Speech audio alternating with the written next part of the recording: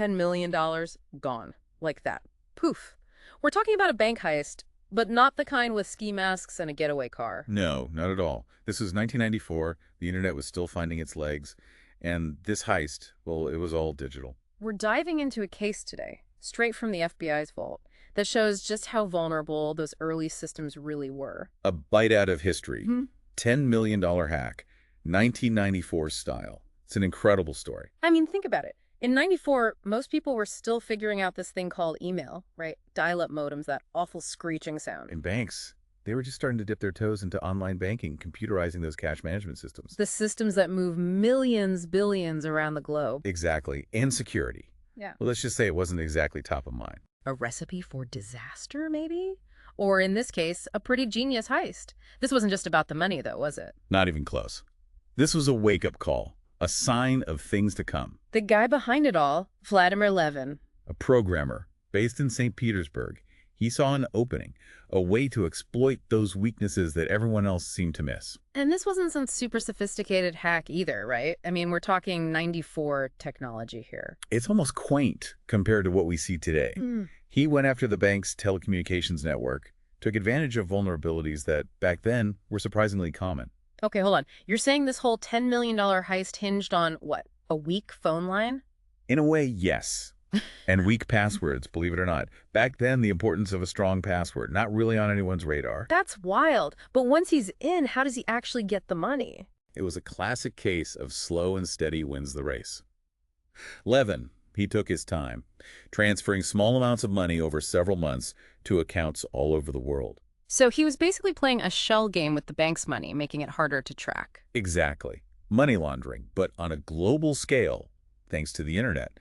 Remember, this was way before sophisticated tracking systems. So how did they finally catch on? Someone, somewhere, had to notice millions of dollars going missing. Of course. Even the sneakiest schemes leave a trail.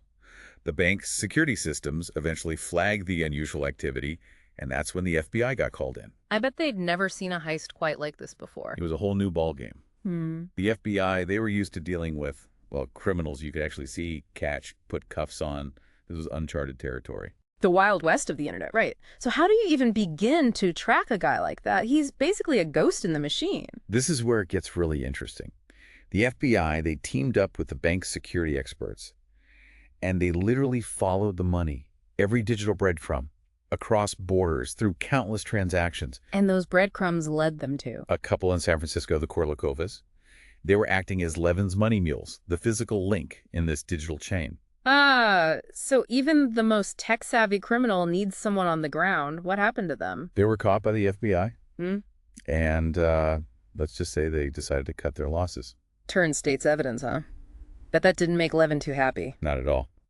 But here's the thing. This was 1994. Russia wasn't exactly handing over cyber criminals to the U.S. Extradition, it was basically unheard of, especially for something like this. So how do you catch a ghost that's hiding in a country that basically says hands off? They couldn't exactly drag him back from Russia kicking and screaming, could they? No, they couldn't. What? But they found a way. Okay, spill the beans. How did they get him? The FBI, they lured him out of Russia, used the promise of a business deal, something too good to pass up. Clever, and it worked. Like a charm. The moment he stepped off that plane in London, he was met by some very unhappy FBI agents.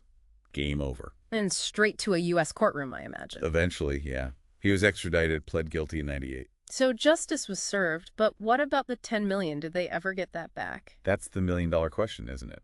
Or $10 million question, I guess. Yeah. Some, maybe. But a lot of it just vanished. Into thin air. Into the digital ether. That's the thing about cybercrime, even today. It's incredibly hard to track the money once it's gone digital. It's kind of mind-blowing. $10 million bucks, just poof. But this case, it was about more than just the money, right? It sent a message. Absolutely. This was a huge wake-up call for the entire banking industry. Yeah. Suddenly, cybersecurity wasn't some abstract concept. It was a necessity. Yeah, you don't mess around with $10 million worth of lessons. So what happened? What changed after all this? Everything. Banks, they beefed up their security, like overnight. Stronger passwords, better firewalls, the works. They realized that the digital world wasn't just about convenience anymore, it was a potential minefield. And the FBI. I bet they learned a thing or two as well. Oh, absolutely. This case was the catalyst for the FBI's cybercrime division. They realized they needed people who spoke the language of the internet, who could chase these digital ghosts across the globe.